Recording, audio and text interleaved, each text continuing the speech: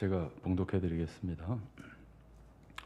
들으라 부한자들아, 너에게 이 말 고생으로 말미암아 울고 통곡하라. 너희 재물은 썩었고 너희 옷은 좀 먹었으며 너희 금과 은은 녹이 슬었으니 이 녹이 너희에게 증거가 되며 불같이 너희 살을 먹으리라. 너희가 말세에 재물을 쌓았도다.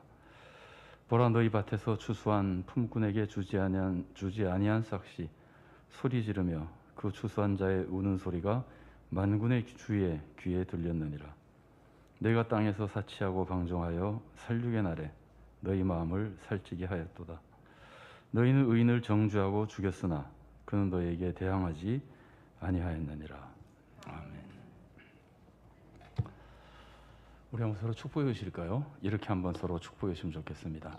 꼭 천국에 들어가는 부자가 되십시오. 그 축복은 굉장히 듣기 좋으시죠? 듣기 조금 힘들더라도 이렇게 한번 축복해 주실래요? 부자가 안 돼도 꼭 천국에는 들어가십시오. 그것도 괜찮죠? 자, 그 다음에 마지막으로 이렇게 한 번 더 축복해 주시면 좋겠습니다. 하나님이 주시는 것이 최고의 축복입니다. 네, 감사합니다. 그리고 참 지난 주간에 저희 가족들을 위해서 많이 기도해 주셔서 진심으로 감사드립니다.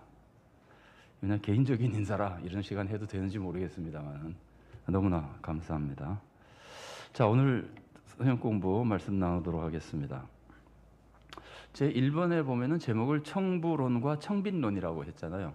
전에도 제가 조금 안내를 해드린 적이 있긴 한데, 청부론과 청빈론은 우리나라에서는, 한국교회에서는 한 20년 전쯤에 굉장히 토론이 심해졌다가 그 다음에는 별로 토론하지 않고 있지만, 지금도 여러분이 혹시 관심을 가지고 인터넷에 청부론, 청빈론 이런 걸 치면은 거기에 대한 다양한 의견들이 나오고, 심할 때는 상대방을 비난하고 거짓 선지자다 뭐 이렇게까지 비난하기도 하고 이제 그렇습니다.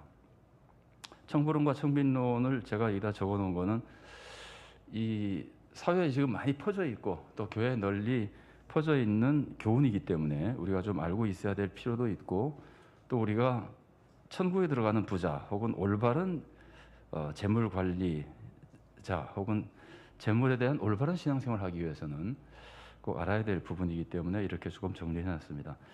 청부는 청은 깨끗하다는 뜻이에요. 청부는 깨끗한 부자, 청빈은 깨끗한 가난한 자, 이렇게 봐야 될까요? 깨끗한 빈자. 자, 청부론과 청빈론은 금방 이름만 들어도 짐작이 되시지만, 청부론에서 주장하는 건 이겁니다.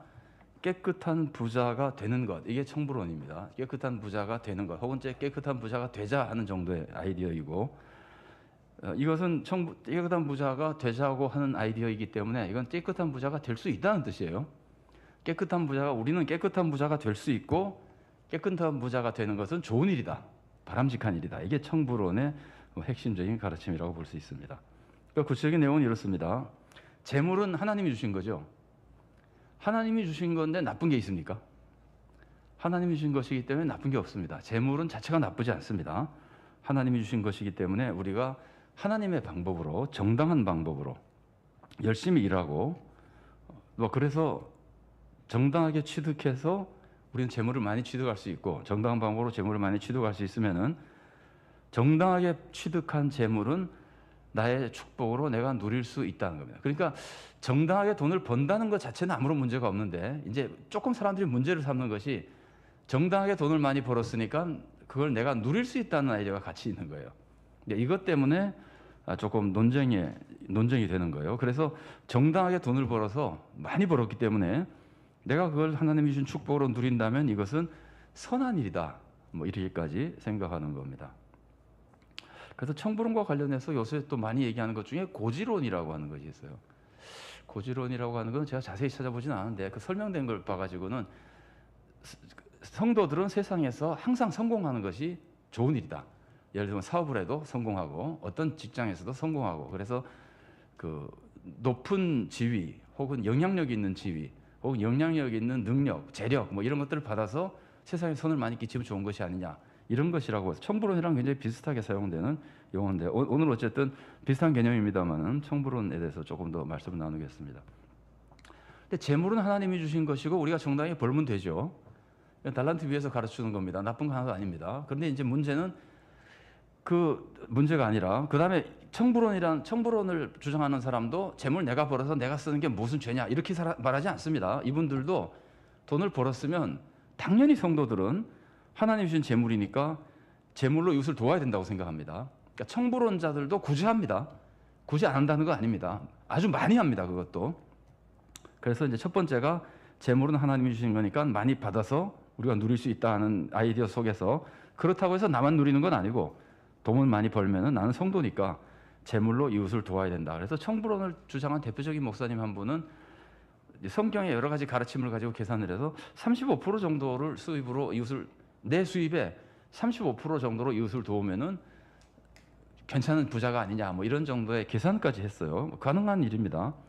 성경에 보면은 3년에 한 번씩 가난한 사람을 위해서 11조를 3년에 한 번씩 레위인 고아와 과부를 해서 내라거나 뭐 이렇게 3분의 1이라는 얘기가 좀 비슷한 얘기들이 나오기도 하고 그래요. 그러니까 35%라는 이제 얘기도 하고 그러는데 자, 근데 이제 약간 문제가 생기기 시작하는 것은 나머지는 내가 써도 된다.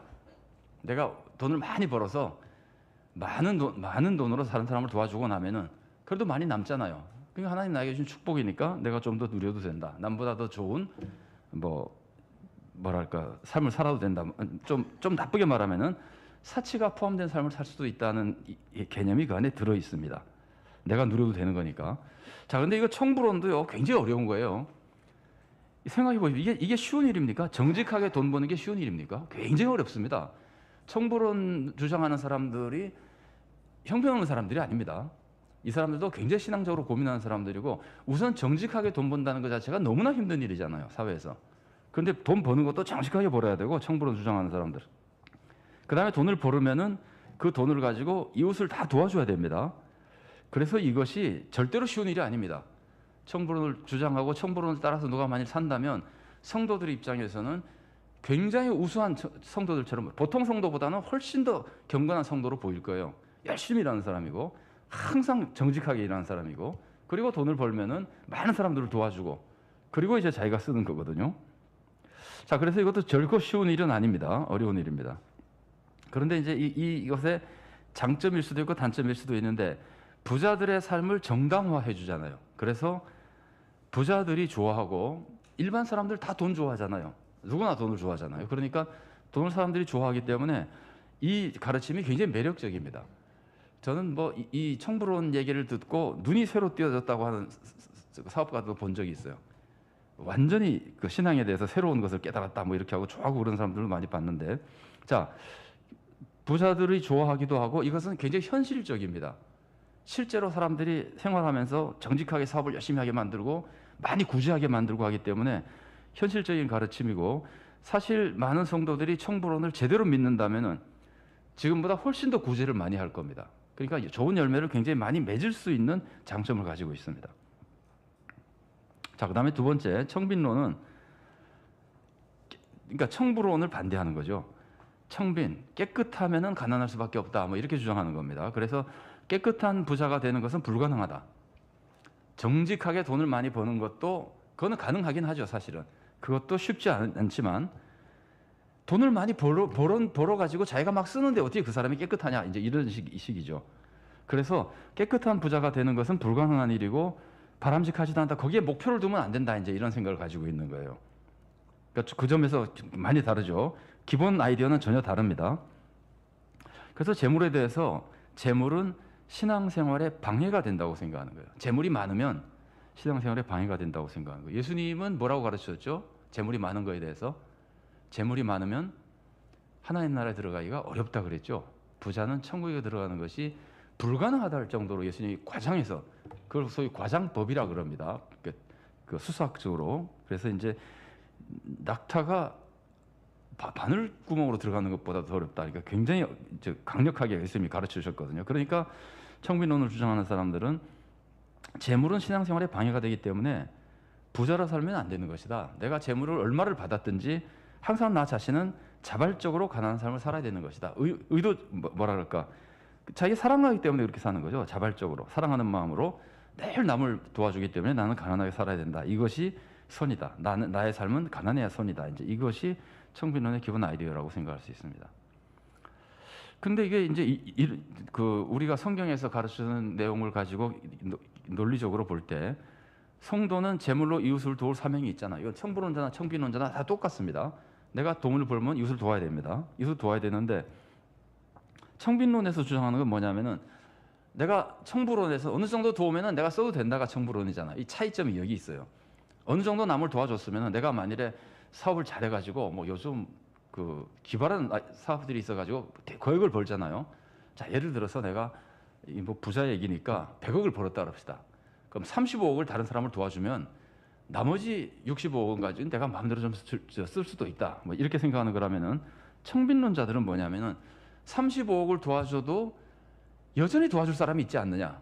여전히 굶어 죽는 사람이 있고 여전히 가난한 사람이 있는데 어떻게 나머지는 내가 쓸 수 있느냐. 이게 청빈론의 아이디어예요. 그래서 부자로 살 수가 없다는 거예요. 아무리 많이 도와도 남을 돕는 의무는 완성되지 않는다는 거예요. 그 예수님의 가르침 중에 이웃을 내 자신같이 사랑하라 그러잖아요. 그러면 항상 이웃을 내 자신같이 사랑하면은 언제 내가 사치스럽게 살 수 있는 겨를이 있느냐 이제 이런 거죠. 그래서 의무가 완성이 되지 않고 어려운 이웃은 항상 우리 주위에 있기 때문에 이웃을 내 몸처럼 사랑한다면은 부자가 될 수 없다는 겁니다. 정직하게 돈 버는 건 다 맞는데 사용하는 데 있어서 어느 정도 쓰고 나면 내가 사용할 수 있느냐 아니면은 그래도 나는 사용할 수 없다. 이게 이제 청불론과 청빈론의 그 부딪히는 점이라고 볼 수 있습니다. 청빈론은 더 어렵죠. 그러니까 청불론보다. 청빈론도 당연히 돈을 벌 때는 정직하게 벌어야 됩니다. 그리고 이제 구제를 합니다. 그런데 아무리 해도 부족합니다. 그러니까 청빈론은 이론적으로 말하기는 굉장히 쉽지만 아예 처음부터 엄두가 잘 안 나는 아이디어예요. 청불론은 희망이 있잖아요. 이 희망이라는 말을 써도 될지 모르겠는데 많은 성도들이 좋아합니다. 어떤 사람이 최근에 그 인터넷에 이렇게 여러 가지 쓴 글들을 좀 보니까 어떤 사람이 뭐라고 썼냐면은 청불론이 교회 대세가 되어가는 것 같다 뭐 이런 말까지 썼더라고요. 근데 그거는 꼭 긍정적으로만 볼 필요는 없습니다. 교인들이 그냥 좋아한다는 뜻이지 그게 정말 옳은 것인지 아닌지는 또 별개의 문제입니다. 그 정도로 청불론은 좋아하고 희망이 있잖아요. 벌면은 나도 쓸 수 있으니까. 근데 청빈론은 아무리 벌어도 내가 못 쓰잖아요. 그러니까 인간에게 재물에 대한 욕심이 있는 한은 청빈론은 하고 싶지가 않아지는 것일 가능성이 많아요. 근데 이제 그게 성령님의 감동 속에 순수한 사랑으로 하면 하고 싶은 마음이 생기겠죠. 내가 하나도 못 써도 남을 돕는 것에 나는 너무나 기쁘다. 이래서 할 수 있는데 인간이 이제 충분히 그렇게 뭐랄까요 사랑으로 충만하지 못하기 때문에 청빈론은 실행이 어려운 데다가 어느 만큼 어려우냐면은 실행할 엄두를 내기가 힘들 만큼 막 목숨 걸고 돈을 벌고 싶지 않을 만큼 제가 말씀드리는 게 좀 공감이 되십니까? 청불론은 많이 벌면 많이 벌수록 내가 좀 쓸 수가 있는데 청빈론은 아무리 많이 벌어도 나는 못 쓰잖아요. 그 대신에 선한 데는 많이 씁니다. 그래서 순수하게 사랑으로 충만한 사람이 아닌 경우에는 배워가지고만 하려고 그러면 청빈론은 정말 하기가 어렵습니다. 그 청빈론에 그러고 그 어떻게 보면 결정적인 약점이 뭐냐면요. 그 4번을 보세요. 청빈 그러면 청빈이 선인 것 같잖아요. 가난한 것이 선인 것 같이 돼가지고 가난을 덕으로 오해해가지고 생산해야 될 사명을 소홀히 할 위험이 있습니다. 청빈론자들은 나는 부자 아니니까 선한 사람이다. 그거 웃기는 얘기예요. 달란트 비유에서 아무것도 안 한 사람이 그냥 지옥 가는 거예요. 나는 부자가 아니기 때문에 선한 사람은 아닙니다. 나는 최선을 다해서 일하고도 항상 남을 위해서 살았기 때문에 그게 선한 사람이 될 수는 있어도 나는 가난하니까 선한 사람은 아닙니다. 그런데 이제 청빈론의 그 치명적인 약점이 될 수 있는 위험성은 그냥 열심히 안 살아도 가난하니까 나는 훌륭한 사람이다는 오해에 빠질 수 있는 성경은 굉장히 적극적인 삶, 소명을 이루는 삶을 요구하는데 그것을 따르지 못할 위험성이 있습니다. 자, 제가 지금까지는 청불론과 청빈론에서 그냥 비교적 객관적인 설명을 해드렸는데 이런 한번 생각해 보세요. 청불론과 청빈론 중에 어느 게 더 현실적인 교훈인 것 같습니까? 제가 아까도 좀 말씀드렸지만 성도들의 어느 것을 가르치는 것이 성도들이 교회도 열심히 헌신할 것 같습니까? 청불론 쪽이 조금 더 현실적이고 좀 잘 갈 것 같죠. 그러니까 청빈론은 분명히 맞는 말임에도 불구하고 좀 이상적이 될 수도 있고, 그래서 청빈론은 사실은 우리들의 이상적인 목표가 될 수 있고, 청부론은 현실적인 신앙생활을 돕기 위한 방도가 될 수는 있습니다만, 문제는 청부론이 우리들의 목표가 되어버리면은, 그러면 그 사람의 인생의 목표가 뭐가 되겠어요? 돈 버는 게 되어버립니다. 굉장히 심각한 문제를 또 야기시킬 수가 있습니다.